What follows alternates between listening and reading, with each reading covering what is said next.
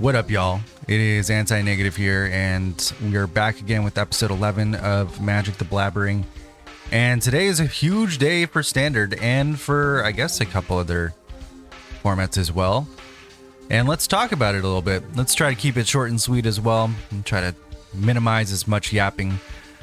But yeah, so we had a big announcement today, and let's check that out here.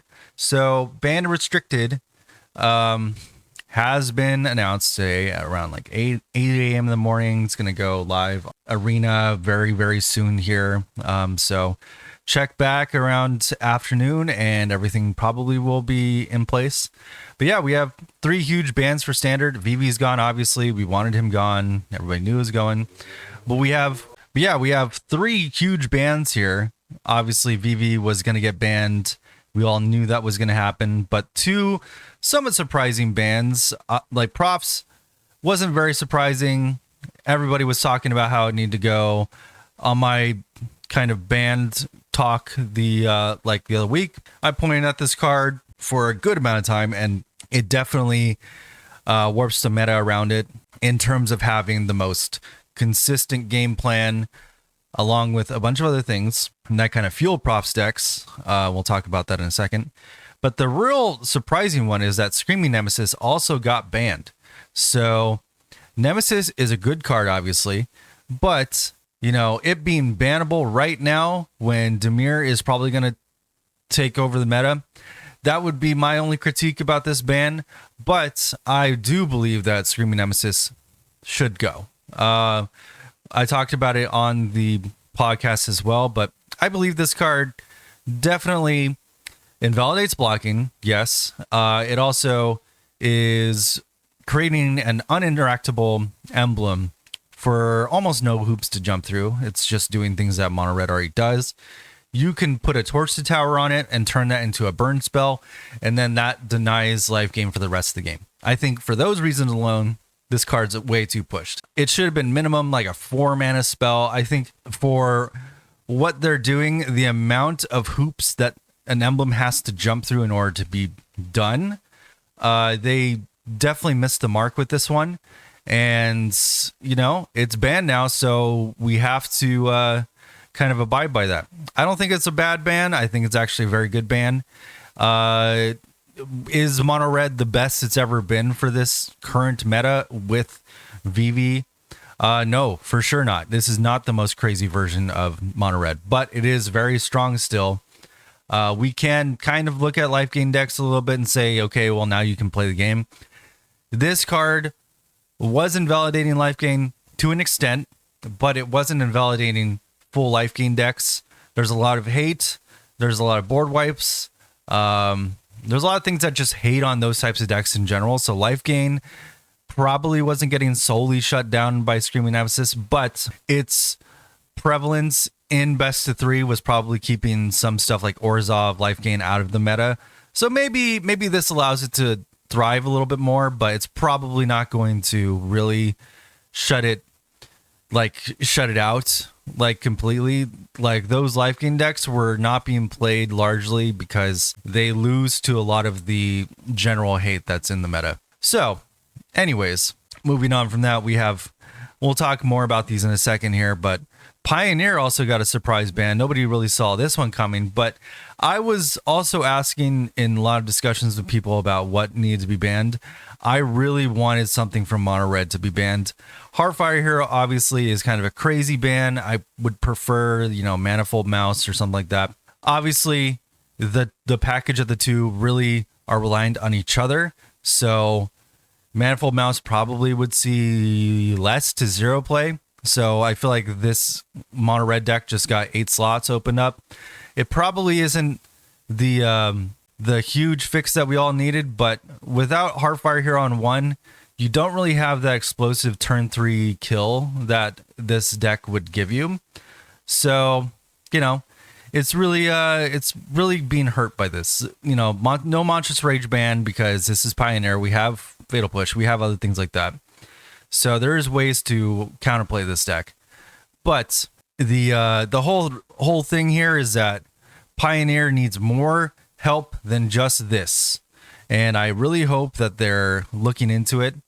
I kind of read through some of their explanations here, and yeah, it is a little sad that this is what they want to give to Pio, but if you want to give it little to no thought, yeah, sure, give it the same staple that you gave standard, so it is whatever. Rakdos is really the one that needs looking at here, because now with Heartfire Hero banned, I'm sure Rakdos is probably going to have a lot of fun again, and Mono Black was really the deck to kind of like sit this one down, so we'll see what happens. And then in terms of everything else, Legacy finally getting Entomb banned. You know, we knew this day was coming one day. They will never ban Reanimate, because that is kind of the identity of the format in a lot of different ways, similar to like Lotus Petal, stuff like that. But yeah, Entomb getting banned, definitely the hit that it needed. Dimir Reanimator has been like way too common all the time. So cool to see that one go. And then Nadu, the sneaky, I think it was like Cephalid Breakfast or something, was playing this. Very sneaky ban here, but at least they're paying attention. A lot of people didn't expect them to really pay attention to Legacy, but Nadu is just a gift that keeps giving in terms of bannable cards, because it's just poorly designed. And I'm glad that they're still cleaning up their mess, because they made a big old mess with this one. And Popper, High Tide, obviously this was kind of an experiment, and it rose to the top of the meta in a couple different ways. I would say it needs to be banned, not only because it is just annoying to play against and really slow. It makes the format a little bit less bearable, and it also makes it a little bit more expensive. This deck is not cheap in terms of like commons, so Popper ban's pretty good there. Gavin has our back. Then Historic, we got all the pre-bans for the bonus sheet. Obviously, these were never going to come to Historic. Entomb being pre-banned, awesome. Now we have Timeless Entomb, so we'll see that. Dark Depths, I think we'll have the combos there in Timeless as well. I'm not sure. I don't think we have the Vampire Hex Mage or whatever in order to remove the counters, but yeah, we could probably see a Luris Dark Depths combo deck at some point. Yeah, other than that, like, these are totally fine. I honestly, Historic is Historic. We'll see how that one develops. What I'm really kind of annoyed about is Timeless getting no changes again, and then them banning Strip Mine in Brawl. Obviously, this was annoying, and there's a lot of ways to tutor up Strip Mine, and people just have infinite non-games, because in Brawl, people treat it much like, you know, the best of one type of mindset, where if anything happens to their game plan early on, they're just done. It's just kind of really not a good representation of like, yeah, we want all this stuff banned because it's just really fast, and pretty much whoever wins this RNG coin flip of having these things in your starting hand, you'll probably win the game. What's funny too is like all this stuff could go in one deck, like Simic can just play all this stuff. So maybe Simic got a hit with this. Yeah, Strip Mine is definitely not fun to play against, and in Timeless you can play it in 4 of. So I don't know why they haven't restricted it in Timeless yet. I know that they definitely have restricted other really problematic cards that are both restricted and then banned in Legacy. Restricted in Vintage, banned in Legacy, and then Timeless, for whatever reason, we have 4 of Strip Mine, with other alchemy cards making the card even more unbearable. So yeah, I don't understand this. No changes to Timeless. We should see Strip Mine getting restricted. My biggest guess, though, the reason why they're not touching Timeless is they just simply don't have enough data, because the format is probably just not played enough in general. It's both too expensive, inaccessible, and it has the type of like really unfun game plans and play patterns that even if you did want to invest into it, which I have a lot of cards to play Timeless decks, it is just so unfun for these reasons that, you know, it's like I don't even want to waste my time playing it, because it just kind of becomes a coin flip, like extreme coin flip when Strip Mine's on the field. And yeah, it's not like Wasteland. Wasteland allows you to have basics. Strip Mine doesn't. Anyways, so let's take a little bit of a look at their wording here. Standard has been in poor shape for the past few months, and you let it be that way. Don't let them forget that they could have emergency banned Vivi and they could have maybe even allowed profs to like develop and see what happens with profs. And so now that they've allowed it to be like this for so long, now they just have to hit profs. Like, emergency banning Vivi was probably the play. And if they did, then we could see whether or not profs as an Izzet deck could have been fair and had counterplay, etc. We talked about profs though, and it's a gift, another gift that keeps giving, where you can play it on turn 2, get yourself out of a bind because it is a cantrip as well. And then you play with FOMO, you can play with all other stuff. And everything had kind of a game plan built on profs. And they even point at like Jeskai Oculus, which, yes, that was the other deck that played it before. Profs has been included in a lot of different strategies over the course of the year. And so they're banning it. They're the clear parallels between profs and Beanstalk, which, yep, exactly to my point earlier. They replace themselves and they keep giving power over the course of the game. So it's not only a good turn 2, it's a good turn 6, good turn 8. If you draw a profs off of profs, you'll probably play profs again. So it's never just a bad thing to play the card because you can just keep drawing cards. And so, that's why it was like, yeah, if somebody draws one beans, they'll just play another beans because it's just a cantrip. And that can bring them to their next leyline binding, etc. I don't believe that this is a clear parallel because Up the Beanstalk validated mid-range decks. So this is not the same parallel here. We're saying one is tempo and aggro, whereas one is mid-range. These two would kind of counterbalance each other, but they would also fill out the entire meta. So yeah, it's just, having these types of enchantments that create this type of card advantage probably should never draw a card on their own. And that should be kind of a design philosophy going forward. And I'm sure that is kind of what they're leading at here. It is definitely one of the more, just really consistent and hard to deal with decks in the format. And this has always been kind of profs as game plan 2, but pretty much the thing that kind of wins in the game the most of the time. And Vivi as like Cauldron Vivi, like that was always like some cherry on top that would just like completely blow you out of the water and allow them to draw 10 cards in one turn and blow you up. And this was the case before rotation as well. We could do exactly this with Thrill Seeker and then throw 20 damage into their face. That was kind of what was happening as well. So, hard to say. Again, like what really is the biggest issue about these things other than like they're over designing the cards, testing them not enough, and now we have this. And that leads us to Screaming Nemesis because, again, not enough hoops, too easy to pull off, and validated too many things. So all 3 of these cards kind of warp the metagame around them. Nemesis doesn't exactly warp the metagame for it because all you need is removal. But you need to be in a specific color in order to remove it. And if you get lost a Nemesis, it feels really bad against mono red. So, in the effort to make that, this deck that should have counterplay, have actual counterplay, it's about time. Nemesis has been at the butt of many combos just within itself in mono red, which is crazy because having Witchstalker Frenzy be this like crazy out of pocket 8 damage, this is damage that shouldn't be able to go face. And as I talked about with my other podcast, having stuff like this on your radar of like, oh, Brash Tantra can do this. Oh, Stuffy Doll can do this. And then now we have a 3-mana version with haste and a 3/3 body. It's just like, this is a crazy, level of push that has happened here. So yeah, Screaming Nemesis should have never been 3 mana. It should have never been this strong for 3 mana. And it should have never been this easy to pull off its emblem. I think the emblem is probably the most offensive part of this card, even if it's not ubiquitously shutting down life gain decks.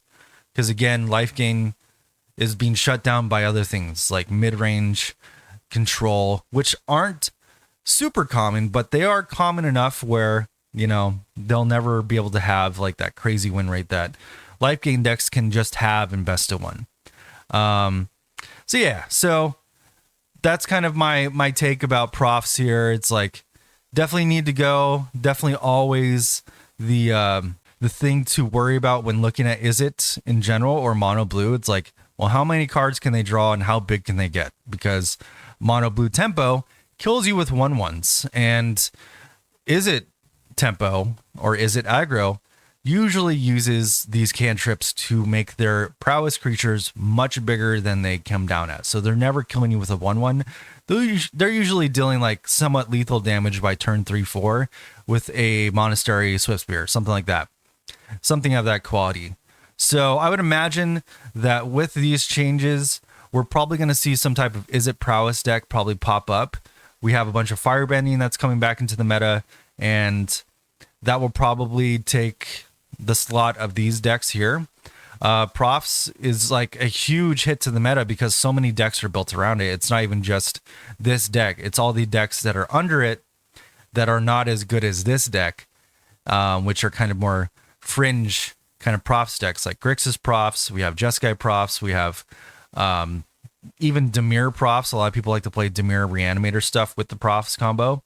And that's like scrounge for eternity kind of decks and stuff like that. So yeah, it's definitely going to be a big hit, but it's not going to be that missed. I think that even though I own this card, it wasn't that much. So I'm losing like, $10-15 here. Well, maybe more like 20, but it was definitely a card that was a card of all time. So it was definitely very strong, and it definitely warps the meta around it, being that the best strategies are playing this card, and it makes other cards like what they painted here, Winter Night Stories and Quantum Riddler, extremely powerful. Like rare level card draw spells are really, really good, but when you pair them with something like this where you can convert that card draw into power without having prowess or anything like that, yeah, it's really hard to validate this combo being in the meta where you're just like draw 3 and then +3, and then you have a Mako that is +4 because you're discarding some cards, maybe +5. There's a lot of stuff going on with this one card here just because profs exists. So when you find all these other cards that become so much stronger just if you get your 4 profs on the field, yeah, that definitely is the thing to hit there. So hopefully we'll see more diversity in the meta in terms of blue decks, I think, in general. But more than likely what's going to happen is we'll see some Is It Prowess pop up.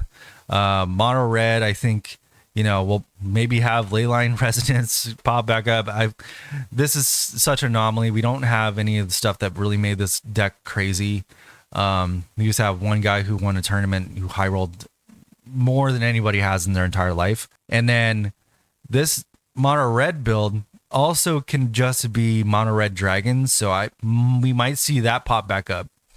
Mono red dragons was a pretty good deck for a bit, and then it just became really prevalent that the Razorkin Needlehead and Burnout Brastronaut combo was a lot better. So Razorkin Needlehead and Burnout and Hired Claw, these aren't going away, so we're only losing one card here. And will they be able to fill that slot with something else? Maybe. Remains to be seen. I would imagine that they might fill in their curve here with like a mono red prowess strategy, etc. Maybe go back to the slick shot show off. So we'll see. We'll see what happens. They already have Emberheart Challenger, so they can just kind of fill that slot here with just Nova Hellkites and some other like cheaper stuff. Maybe even like the new prowess creature coming from Avatar, which is a 2-mana prowess creature with firebending, which is really good as well. And then Slick Shot Show Off. So I don't think Razorkin Needlehead will be needed anymore since all the big card draw decks will be shut down. So like there's no reason to play this card in your main anymore if you're really trying to hit the meta. It was annoying against other people, but it was never the reason why you won the game against Ouroboros or Control or, all those other decks that were pretty much kept out of the meta because of Vivi. So this deck's about to get a little bit of an overhaul. we're probably going to see Razorkin leave. Obviously, these 4 slots are gone. And then, we'll just see what happens. But yeah, ton of different things to try out now. Really, the only measuring stick that we have in standard now is, can it beat Dimir?